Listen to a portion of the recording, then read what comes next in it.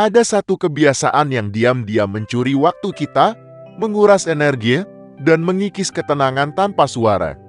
Ia tidak terlihat, tidak terdengar, tapi terasa. Ia masuk perlahan, menyelinap di celah-celah kesibukan, dan diam dalam hening malam. Kita sering menyebutnya dengan nama yang sederhana, overthinking. Banyak orang mengalaminya, tapi tidak banyak yang benar-benar memahami mengapa itu terjadi dan bagaimana cara mengatasinya.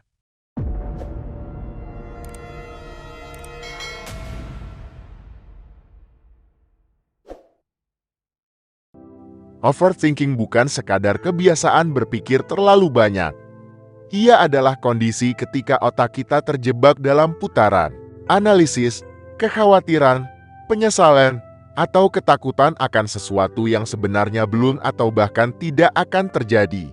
Ini bukan pertanda bahwa kita lemah, tapi seringkali justru muncul dari keinginan kita untuk menghindari kegagalan, menghindari rasa sakit, dan mengendalikan apa yang sebenarnya di luar jangkauan kita. Seseorang yang terbiasa overthinking bisa menghabiskan waktu berjam-jam hanya untuk memikirkan apakah ia sudah berkata sesuatu yang salah di depan orang lain. Ia bisa mengulang percakapan di kepalanya berkali-kali, membayangkan respon yang berbeda, atau merasa bersalah tanpa sebab yang jelas. Atau dalam kasus yang lain, ia bisa menghabiskan waktu berminggu-minggu hanya untuk membuat satu keputusan kecil karena takut keputusan itu akan salah. Dalam jangka pendek, ini terasa seperti usaha untuk berhati-hati. Tapi dalam jangka panjang, ini adalah penghambat yang sangat serius terhadap kedamaian batin, produktivitas, bahkan kesehatan mental. Lalu mengapa kita overthinking? Salah satu alasan terbesarnya adalah karena kita terlalu sering berusaha menjadi sempurna. Kita dibesarkan dalam lingkungan yang mengaitkan nilai diri dengan hasil, dengan pencapaian, dengan kesuksesan. Kita diajarkan bahwa kesalahan adalah hal buruk, bahwa kegagalan adalah aib, bahwa kita harus selalu tahu apa yang kita lakukan. Akibatnya, kita tumbuh dengan rasa takut yang besar terhadap ketidakpastian. Kita merasa harus tahu semua jawaban, harus memikirkan semua kemungkinan, harus memastikan bahwa setiap langkah kita bebas dari risiko, dan disinilah overthinking mulai tumbuh subur. Rasa takut kehilangan kontrol juga menjadi bahan bakar bagi overthinking.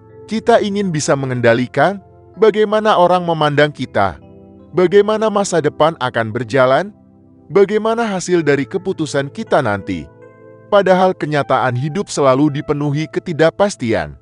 Tapi otak kita menolak untuk menerima itu, maka kita pun mulai membangun skenario demi skenario, mencari kemungkinan terburuk, berusaha mencegah hal-hal yang mungkin bahkan tidak akan pernah terjadi. Kita merasa bahwa dengan memikirkannya terus-menerus, kita bisa lebih siap. Tapi nyatanya, tidak ada persiapan yang benar-benar membuat kita tenang jika kita tidak pernah mau menerima bahwa ketidakpastian adalah bagian dari hidup. Salah satu alasan lainnya adalah karena kita kurang percaya pada diri sendiri. Kita terlalu sering menggantungkan keputusan pada validasi orang lain. Kita ragu, kita menunda, kita terus menimbang karena takut disalahkan, takut dicemooh, atau takut mengecewakan. Dan dalam dunia yang penuh dengan sorotan media sosial, perbandingan sosial yang tak henti-henti, dan ekspektasi yang tinggi dari luar, kepercayaan diri menjadi barang langka. Setiap kali kita melihat orang lain lebih cepat membuat keputusan, lebih tenang dalam berbicara, lebih tegas dalam melangkah, kita merasa semakin kecil. Dan dari situlah muncul keraguan yang perlahan berubah menjadi overthinking. Tapi kabar baiknya adalah overthinking bukanlah kutukan permanen. Ia bisa diredam, diatasi, bahkan diubah menjadi kekuatan jika kita tahu cara menyikapinya. Hal pertama yang perlu kita lakukan adalah menyadari bahwa kita sedang overthinking. Kesadaran ini terdengar sepele, tapi sebenarnya sangat penting. Banyak orang tidak menyadari bahwa mereka sedang mengulang pikiran yang sama berkali-kali tanpa arah dan tanpa hasil. Saat kita mulai sadar bahwa pikiran kita berputar di tempat yang sama, kita bisa mulai menarik diri keluar dari pusaran itu. Langkah berikutnya adalah belajar menerima bahwa kita tidak bisa mengendalikan segalanya. Hidup ini tidak bisa kita desai dengan sempurna. Ada bagian-bagian yang memang harus kita jalani dulu baru kita mengerti. Keputusan yang kita ambil hari ini mungkin akan terbukti salah di masa depan. Tapi itu tidak menjadikan kita gagal. Itu menjadikan kita manusia. Dan menjadi manusia berarti tumbuh melalui kesalahan, belajar melalui proses, dan terus berjalan meski belum yakin akan hasil akhirnya. Menerima ketidaksempurnaan bukan berarti menyerah. Justru disitulah kita bisa mulai bergerak. Karena selama kita menuntut kepastian dari sesuatu yang belum terjadi, kita hanya akan menahan diri. Tapi ketika kita berani mengatakan, "Aku tidak tahu pasti hasilnya, tapi aku percaya aku bisa menanganinya," maka saat itulah kita mulai bebas. Bebas dari jebakan pikiran yang mengikat, bebas dari ekspektasi yang menekan, dan bebas dari ketakutan yang tidak nyata. Penting juga untuk memiliki rutinitas mental yang sehat. Pikiran kita seperti taman. Jika kita tidak merawatnya, gulma kecemasan dan keraguan akan tumbuh liar. Maka kita perlu disiplin dalam merawatnya.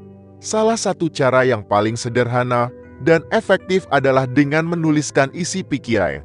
Bukan untuk mencari jawaban, tapi untuk melepaskan beban. Dengan menulis, kita memberi bentuk pada kekacauan yang abstrak di kepala. Dan ketika sudah tertulis, kita bisa melihatnya dari luar diri kita dengan lebih objektif dan tenang. Selain menulis, latihan mindfulness juga sangat membantu. Mindfulness bukan berarti memaksa pikiran untuk diam, tapi melatih diri untuk tidak larut dalam arus pikiran. Seperti duduk di pinggir sungai dan melihat pikiran-pikiran itu mengalir. Kita tidak harus ikut tenggelam dalam arusnya. Cukup diam, amati, dan biarkan mereka lewat. Latihan ini sederhana, tapi jika dilakukan secara rutin, ia akan menjadi benteng alami yang mencegah kita terseret ke dalam pusaran overthinking. Berani membuat keputusan kecil tanpa menunda juga melatih mental kita untuk lepas dari kebiasaan overthinking. Mulailah dengan hal-hal sederhana. Memilih menu makan siang tanpa membuka review restoran selama sejam. Membalas pesan tanpa menyusun kalimat sempurna selama 20 menit. Atau mengekspresikan pendapat tanpa menunggu waktu yang tepat. Semakin sering kita bertindak, semakin kecil ruang bagi overthinking untuk tumbuh. Dan dari tindakan kecil yang konsisten, kita akan mulai membangun kepercayaan diri. Lingkungan sosial juga memainkan peran penting jika kita terus dikelilingi oleh orang-orang yang menanamkan rasa ragu, suka mengkritik tanpa membangun, atau membuat kita merasa tidak cukup baik, maka pikiran kita akan mudah terseret ke arah overthinking. Maka penting untuk mencari ruang aman bisa dalam bentuk teman, mentor, komunitas, atau bahkan konten-konten positif yang memperkuat bukan melemahkan. Lingkungan yang sehat akan mengajarkan kita bahwa salah itu biasa, ragu itu wajar, dan belajar itu proses. Terakhir, kita harus berhenti menjadikan overthinking sebagai identitas. Banyak orang dengan ringan berkata, "Aku emang orangnya overthinking." Tapi kalimat itu, jika diulang terus-menerus, akan mengakar menjadi keyakinan kita. Bukan overthinking. Kita hanya sedang mengalami kebiasaan berpikir berlebihan, dan itu bisa diubah. Tidak ada identitas yang tetap. Otak kita terus tumbuh, cara berpikir kita bisa dilatih. Dan masa depan kita tidak ditentukan oleh cara kita berpikir hari ini. Bintang kadang kita lupa bahwa sebagian besar hal yang kita khawatirkan tidak pernah benar-benar terjadi. Kita membuat proyeksi di kepala kita, membayangkan kemungkinan terburuk, dan hidup dalam bayang-bayang peristiwa yang tidak pernah menjadi kenyataan. Kita memberi terlalu banyak waktu untuk skenario fiktif dan terlalu sedikit untuk menyusun kenyataan. Padahal, hidup yang dijalani apa adanya, meski tak selalu sempurna, jauh lebih tenang daripada hidup yang terus-menerus dikejar oleh bagaimana jika. Dalam dunia kerja, overthinking bisa mempengaruhi performa, hubungan antar tim, dan bahkan kreativitas. Ketika seseorang terlalu lama menganalisis, ia mulai ragu untuk mengambil langkah. Ia takut mengambil risiko. Padahal, ide besar tidak pernah lahir dari tempat yang sepenuhnya aman. Kreativitas butuh keberanian. Produktivitas butuh kepercayaan diri. Dan semua itu tumbuh ketika kita berani berkata bahwa tidak semua hal harus sempurna untuk bisa dimulai. Kesalahan akan selalu menjadi bagian dari proses, bahkan keputusan yang paling matang pun bisa berujung pada hasil yang tidak diharapkan. Tapi yang membedakan mereka yang maju dan mereka yang diam di tempat bukanlah akurasi, melainkan keberanian untuk melangkah meski tidak yakin. Kita tidak bisa menunggu pikiran kita selesai berpikir untuk mulai bertindak. Justru dengan bertindak, kita memberi ruang bagi pikiran untuk bergerak lebih terarah. Mengubah kebiasaan overthinking tidak bisa dilakukan dalam semalam. Ia butuh latihan, kesabaran, dan keberanian untuk gagal. Tapi setiap langkah kecil yang kita ambil akan menjadi fondasi mental yang lebih kuat.